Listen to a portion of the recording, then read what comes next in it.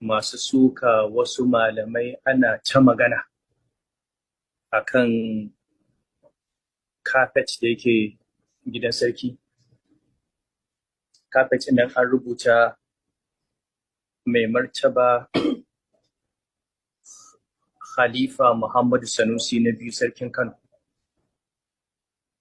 Na ga mutane suna magana, wasu suna cewa ai an sa sunan manzon Allah sallallahu alaihi wasallam kuma ana caka. To na farko dai abu ne mai kyau idan mutane suna ganin abu na kuskure ko na gyara ko daga wajen wane ne su haskaka masa su bayyana da shi, kuma da haka ake yin ilimi. Amma kuma yana da kyau su ma waɗanda suka yi suka idan da akwai bayani ko da akwai hujja a gabatar musu su daita. Idan sun fahimta sun gamsu, falillahi alhamdu. Idan suna da wata hujjar da ta fi taka su da maka da ita.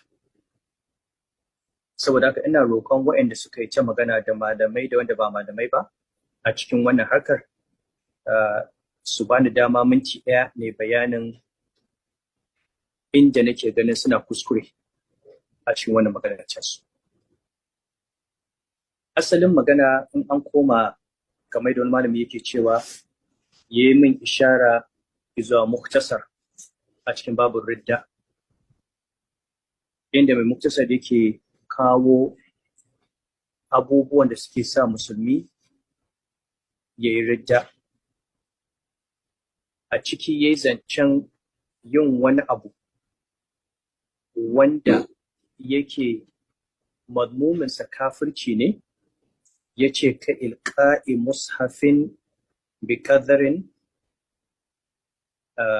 kamar ɗaukan alƙur'ani a jefa shi a cikin ƙazanta ko a cikin najasa. So da kuma ya gaba sai ya ce ko jefa sunan Allah a ciki. Mai Jawahirul Iqlil da mai Sharhul Jajjir duka sun yi magana cewa yadda aka ce sunan Allah ɗin nan, zai ce haka ma sunayen annabawa. Wato nan yake cewa mai Sharhul Jajjir yake cewa mai Jawahirul Iqlil ya kawo maganar yake cewa wato jefa alƙur'ani ko jefa sunan Allah ko jefa hadisin manzon Allah sallallahu alaihi wasallam cikin kazanta ce duka riddan. To saboda haka ina ganin da wannan suka dogara cewa an sa Muhammad a cikin sunana, zaka taka shi wulakanta sunan manzon Allah sallallahu alaihi wasallam. To sai mu tambaya menene sunan manzon Allah? Da aka ce sunan manzon Allah sallallahu alaihi wasallam, mai malamai suka ce. Saka ina kiran masu su koma Sharhul Kabir na Jirjir, musamman hashiyatul Dasuki akan Sharhul Jirjir. Tunda dan malami yayi magana, akwai sharhi da bayanin mai aikin da wannan magana. Mai Dasuki yace a duba mujalladi na 4 shafi na 301. yace qauluhu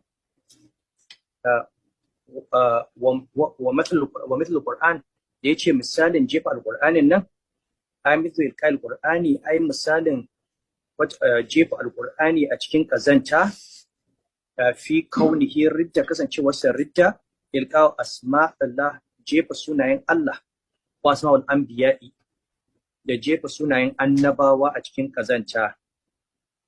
Sai yace a saurare shi abin da yace idza kana dhalika bi qasdi tahqiri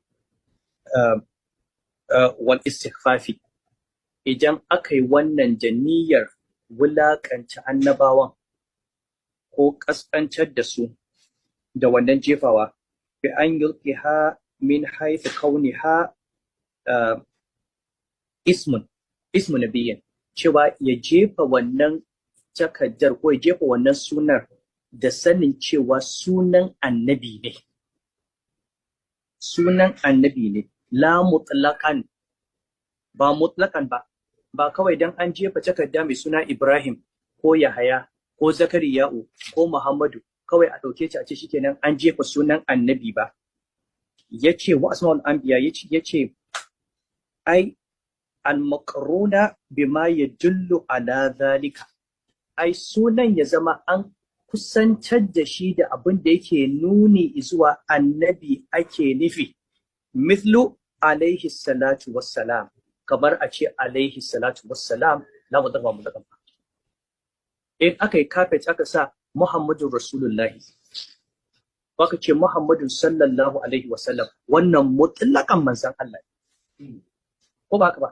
To duk wanda ya taka wannan da niyyar wulaƙanci, ko ya ɗauki wannan takarda an samu da sai jefa ta a cikin ƙazanta, to ya yi ridda, ya ma bar musulunci. Saboda akwai ƙarina da ta nuna cewa manzan Allah sallallahu alaihi wasallam wannan Muhammadun da ake fara. Haka idan aka koma